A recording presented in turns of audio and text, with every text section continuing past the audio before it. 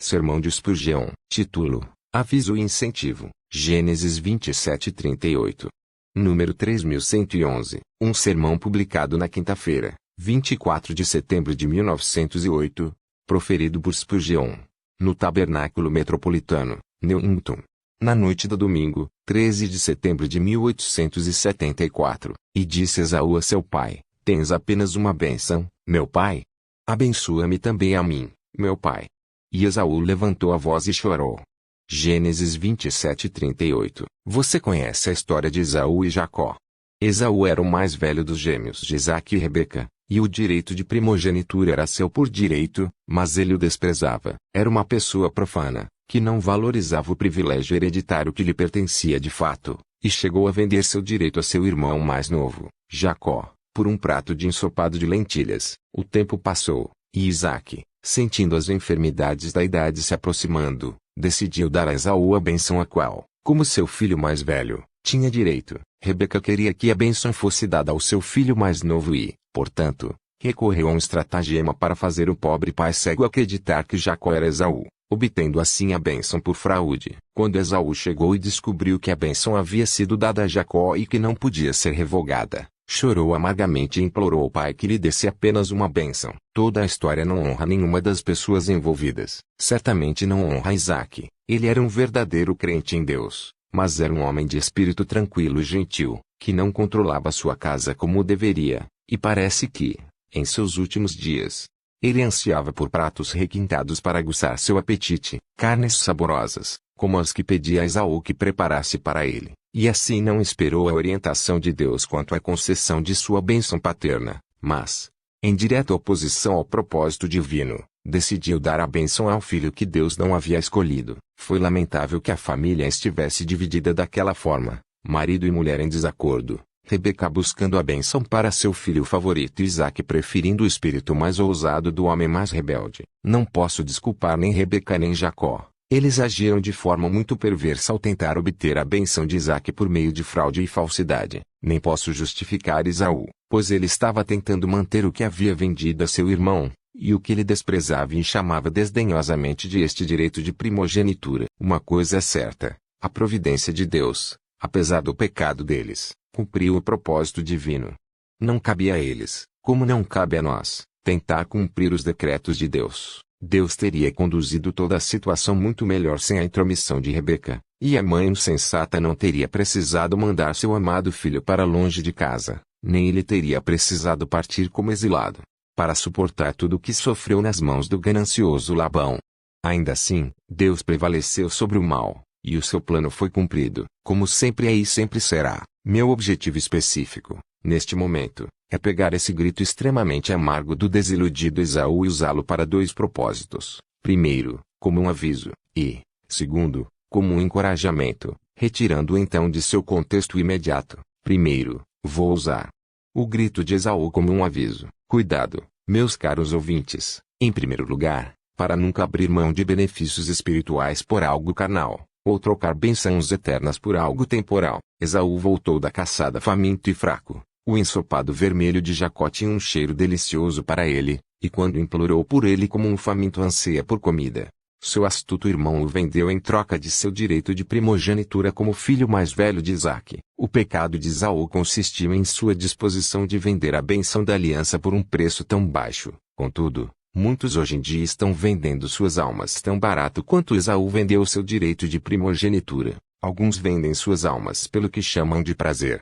Dizem que desejam ser salvos, mas um pouco de alegria passageira exerce mais fascínio sobre suas mentes do que todas as alegrias eternas ou os deleites da comunhão presente com Deus. Chegará o tempo em que lamentarão sua escolha fatal e se chamarão de mil tolos, mas, agora, zombam de qualquer coisa que se assemelhe à abnegação com vistas à bem-aventurança eterna e consideram sábio aquele que aproveita os momentos com mais alegria, aquele que se contenta com o prazer passageiro do momento. Criaturas tolas do dia, quem dera fôssemos apenas criaturas do dia, que morressem como os insetos de uma tarde de verão. Mas, para almas imortais, trocar a felicidade eterna por alegrias presentes é, de fato, uma tolice. Sabemos que alguns vendem suas almas por lucro. Ganham dinheiro de forma desonesta ou reprovável. Para se tornarem cristãos, precisam abandonar seus negócios, e admitem francamente que não podem arcar com isso, sua loja jamais daria lucro se fechasse aos domingos, seu comércio jamais prosperaria se fosse conduzido segundo princípios cristãos. Talvez seja um negócio maligno, e o lucro dele provenha dos vícios dos homens. Existem tais negócios, que Deus nos livre de ter qualquer envolvimento com eles, mas, para muitos, o brilho das 30 moedas de prata é mais fascinante do que o Cristo de Deus e, como Judas, aceitam a prata, rejeitam deliberadamente o Salvador e, assim, cometem suicídio espiritual. Conhecemos alguns que venderam suas almas por amor aos amigos, riram de você porque frequentavam um local de culto, expressou alguma preocupação com seu bem-estar eterno e fez alguma pequena reforma em sua vida exterior, e por causa dessas risadas, você recuou como um covarde, virou as costas para o céu e está descendo ao inferno, apenas para escapar das zombarias e escárnios de pecadores como você. Tal conduta é indigna de qualquer um que se considere homem, e tal conduta certamente atrairá a justa condenação de Deus sobre qualquer um que seja culpado de agir assim. No entanto, quantos agarram o prato de lentilhas e rejeitam as bênçãos celestiais por medo de que alguém os chame de metodistas ou puritanos e zombe deles por sua integridade de caráter. Ai de mim! Alguns até venderam suas almas pelo cálice da embriaguez. O cálice inebriante, que raramente, ou nunca, beneficia alguém, mesmo quando tomado com moderação, leva à danação certa de muitos que tocam em uma única gota. Ele atraiu milhares para as garras do inferno, eles não puderam resistir ao seu feitiço quando este os atingiu. É, infelizmente, muito verdade que homens, que outrora foram maridos e pais honrados e amorosos, tornaram-se brutos e monstros. Aliás, calunio os brutos quando os comparo com muitos homens que vi, que pareciam ter se transformado em demônios encarnados por causa da bebida forte. Há o rio puro de água da vida, claro como cristal, que procede do trono de Deus e do Cordeiro, e há a água de fogo, que tem sua origem nas chamas do inferno, e, no entanto, quando a escolha é deixada aos homens, muitos preferem a bebida ardente àquela água que neles seria uma fonte de água a jorrar para a vida eterna. Alguns desses homens que vendem suas almas pela bebida estão entre nós aqui. Oh, se Deus lhe desse graça suficiente para se verem como realmente são aos seus olhos, para que então pudessem pedir a graça que os transformaria em novas criaturas em Cristo Jesus. Outros venderam suas almas à luxúria, luxúria que não devo descrever agora, para que a modéstia não se envergonhe. Ai de nós! Ai de nós! Conhecemos alguns que gozavam de grande estima entre seus semelhantes, e alguns que até ousaram entrar na igreja visível de Deus, que, o tempo todo, preferiram sua amante ao Messias, e, tão certo quanto continuarem a fazê-lo, chegará o dia em que se arrependerão. Oh, se tivessem a graça de se arrepender agora e escapar de suas dalilas! Será preciso mais do que força humana para se livrar dessa hidra mortal, cujas dobras cruéis se enrolaram tão firmemente ao seu redor. Cuidado, em seguida, com a complacência de se contentar com uma bênção secundária. Esaú não pareceu se importar que Jacó tivesse a bênção espiritual, como não podia obtê-la, pareceu disposto a se contentar com uma temporal, e muitos dizem, dê-me um negócio próspero, dê-me comida e bebida em abundância. Deixe-me aproveitar a vida ao máximo, e quanto às alegrias de que os cristãos falam, não me importo nem um pouco. Que eles tenham seu belo país lá no alto, entre as estrelas, para mim tanto faz, contanto que eu possa ter minhas coisas boas aqui. Sim, eu sei que é assim que vocês falam, meus amigos, mas eu exorto todo homem sensato aqui presente a não falar ou agir dessa maneira. Mesmo que você pudesse vender sua alma por 50 anos de intenso prazer físico ou mental, o que seria da sua alma quando os 50 anos chegassem ao fim? E se você pudesse estender os 50 anos para 70, ou mesmo para 100, o que seria da sua alma no final do século? E o que seria da sua alma para sempre? É para sempre, digam os homens o que quiserem, estes irão para o castigo eterno, mas os justos para a vida eterna. O castigo tem a mesma duração que a vida, para todo sempre. Vale a pena fazer um acordo como esse, comprar um prato de lentilhas vermelhas ao preço da sua alma imortal. Eu exorto cada um de vocês a comprar a verdade e não a vender, a acumular tesouros no céu, a receber Cristo, a receber paz e perdão, a receber a aceitação de Deus, a receber o céu da maneira que este livro ensina. Se vocês conseguirem apenas vastas extensões de campos férteis, que todas sejam deixadas para trás, se acumularem uma grande quantidade de ouro e prata, que tudo seja deixado para seus herdeiros, que provavelmente rirão ao pensar no tolo que acumulou tanto para que eles o distribuíssem.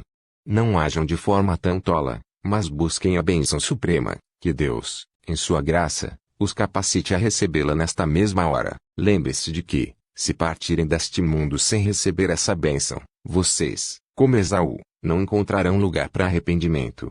Mesmo que o busquem diligentemente com lágrimas, Isaque não conseguia se lembrar do que havia dito, e Deus jamais mudará o que ele disse. Tem se espalhado, neste país e em outras terras também, a ideia da salvação universal, e observem bem, onde quer que essa doutrina se espalhe, o vício se espalhará como consequência natural e inevitável. Quando os homens são ensinados a crer na salvação universal definitiva, sua inferência imediata e legítima é: então podemos viver como quisermos, e tudo ficará bem no final, e eles viverão como quiserem, mas nem tudo ficará bem no final. São embaixadores do diabo aqueles que ensinam essa doutrina mentirosa, e terão que responder por isso no tribunal de Deus.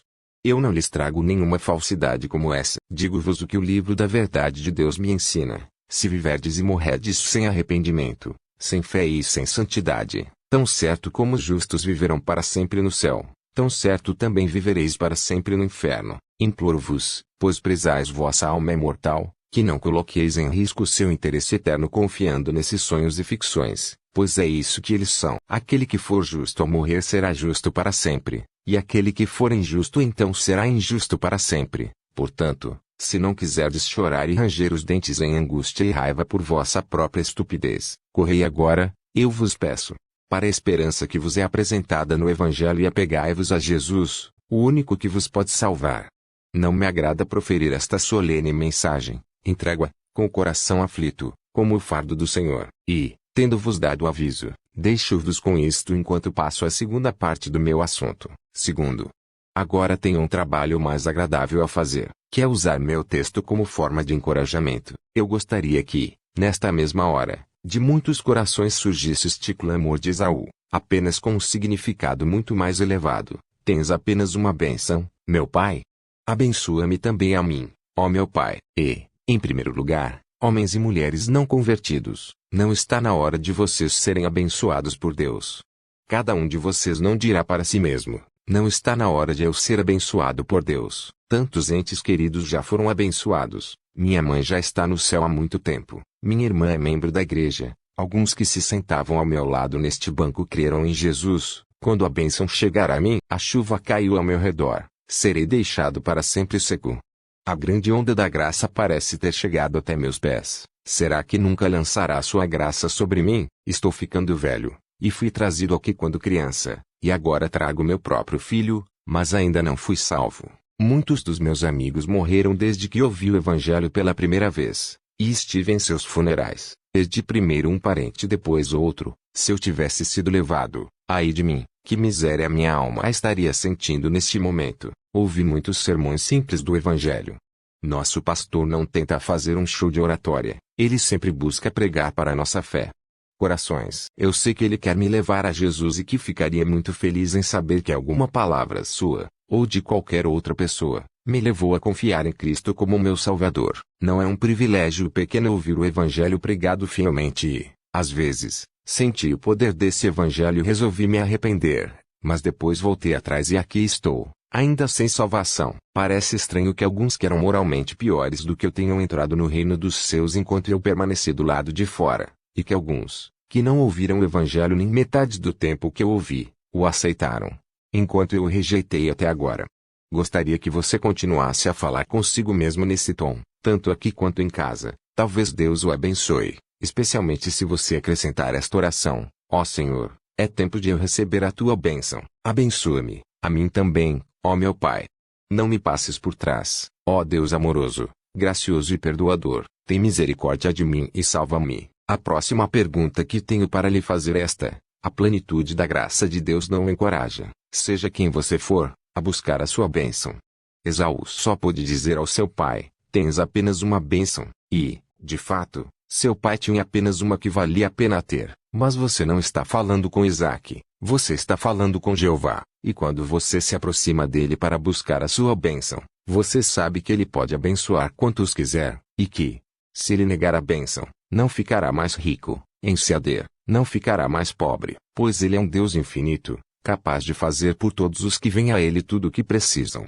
Deus tem inúmeros filhos e filhas, por que você não deveria estar entre eles? Ele tem uma bênção para cada um deles, pois de seus filhos pode-se dizer com toda a verdade, se são filhos, então são herdeiros, todos eles herdeiros. Então, por que você não deveria estar entre eles? Se eu soubesse que apenas 3 ou 4 pessoas poderiam ser salvas, não descansaria até saber que eu era uma delas. Mas, como Deus tem uma família tão grande, certamente posso ter boa esperança de ir até Ele, se Ele me der a graça de dizer: levantar-me e irei para meu pai, e lhe direi: Pai, pequei. Isso deve encorajá-lo a buscar a bênção de Deus ao pensar na plenitude que existe em Jesus Cristo, o Filho de Deus. O mérito de Cristo foi infinito. As ovelhas pelas quais ele deu a sua vida são inumeráveis como as estrelas do céu e a areia da praia. Todos os que creram nele, e todos os que ainda crerão nele, pertencem a esse rebanho redimido. Então, por que você não deveria estar entre eles? Creia no Senhor Jesus Cristo e você será salvo,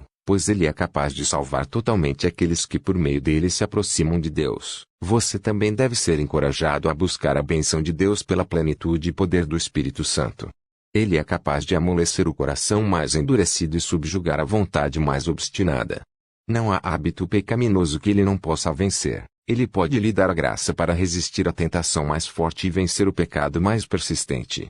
Há poder onipotente no Espírito sempre bendito, de modo que não há limite para sua obra regeneradora e santificadora. Bem, então, com o Pai infinito, o Redentor infinito e o Espírito infinito, você não precisa dizer: tens apenas uma bênção.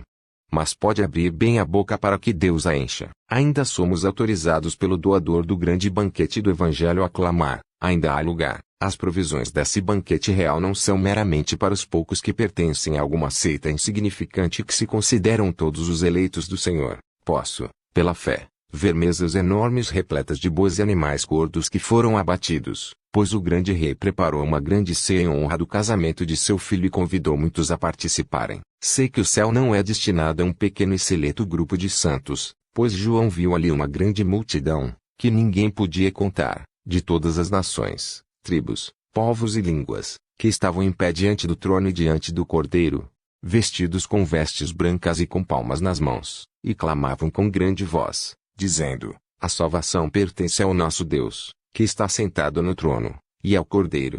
Então, por que você não deveria estar entre eles? Faça essa pergunta a si mesmo, de joelhos diante de Deus. Se eu estivesse doente e houvesse apenas um médico em toda Londres, eu tentaria procurá-lo, mas não teria muita esperança de ser curado por ele. Mas o Hospital da Graça tem lugar para todos os pacientes que vierem a ele, e nunca os porteiros precisaram fechar a porta e dizer: não há lugar para mais ninguém. Isso jamais poderá acontecer. Deus se deleita na misericórdia, a tamanha plenitude de graça em Cristo Jesus que todo aquele que vem a ele, de maneira nenhuma o rejeitará. Não deveria isso, então, encorajar cada um de vocês a crer em Jesus Cristo e, assim, viver para sempre, pois quem crê no Filho tem a vida eterna. Além disso, queridos amigos, existem razões válidas para que vocês não sejam abençoados. Vocês realmente desejam ser abençoados por Deus. Alguém diz: ah, se meus pecados fossem perdoados. Ah, se eu tivesse um coração novo e um espírito reto, eu adoraria encontrar o Salvador, se pudesse. Existe alguma razão pela qual vocês não podem encontrá-lo? Eu fui um grande pecador. Isso não é motivo, pois muitos grandes pecadores encontraram Cristo. Então, por que você não encontraria? Mas eu tenho um coração muito endurecido. Isso não é motivo para que vocês não sejam salvos, pois muitos corações endurecidos foram amolecidos pelo Espírito Santo. E quando se tem uma redenção de valor infinito e um Espírito Santo com poder infinito para renovar o coração, a grandeza do pecado passado ou a profundidade da depravação presente não podem ser razões para que a misericórdia infinita não lhes seja concedida. Vocês conseguem encontrar algum texto na Bíblia onde esteja escrito que não se pode ser salvo? Já ouvi almas ansiosas dizerem: eu sei que nunca serei salvo. Mas como vocês sabem disso? Eu acredito que não é verdade. O próprio Cristo disse que todo pecado e blasfêmia serão perdoados aos homens. E mesmo sob a antiga aliança, Deus disse, pela boca do profeta Isaías: venham, vamos raciocinar juntos. Ainda que os seus pecados sejam vermelhos como escarlate, eles se tornarão brancos como a neve. Ainda que sejam vermelhos como o carmesim, se tornarão como Alã. Você não pode apontar uma única passagem das Escrituras que prove que você estará perdido. Então não acredite que isso deva acontecer até que venha da própria boca de Deus. Nunca imagine que você está excluído de sua misericórdia perdoadora até que Ele mesmo diga isso. E Ele nunca disse isso ainda. Quem está te impedindo? Eu sei que é o diabo, mas Cristo é o mestre do diabo, e Ele pode te capacitar a vencê-lo. Você conhece algum verdadeiro ministro do Evangelho que te impediria se te visse se aproximando do Salvador? Eu conheço alguém que te estenderia a mão com prazer e te atrairia para Cristo, se pudesse. Sua mãe piedosa ficaria triste se soubesse que você se converteu. Alguém, exceto Satanás, está orando para que você não seja salvo. Nunca ouvi falar de uma oração desse tipo, e nunca ouvirei, mas dia e noite os eleitos do Senhor clamam a Ele, traz os errantes para dentro. Deixa Jesus ver o sofrimento da sua alma até que esteja satisfeito. Alguma vez me ouviram pregar um sermão para provar que vocês não tinham o direito de alcançar a vida eterna? Já ouvi sermões muito desencorajadores pregados por pastores que pareciam temer que muitas pessoas chegassem ao céu, como se fosse um bairro restrito para alguns poucos favoritos na pequena congregação de Rehoboth ou Jireh. Essa mentalidade está desaparecendo, e agradeço a Deus por nunca ter sido ouvida aqui. Nós lhes pregamos um grande evangelho, um evangelho gratuito, e nossos corações anseiam por vocês com um forte desejo de que sejam salvos. Você consegue apontar algum atributo em Deus, ou alguma ação da parte de Deus, que pareça malevolência para com você?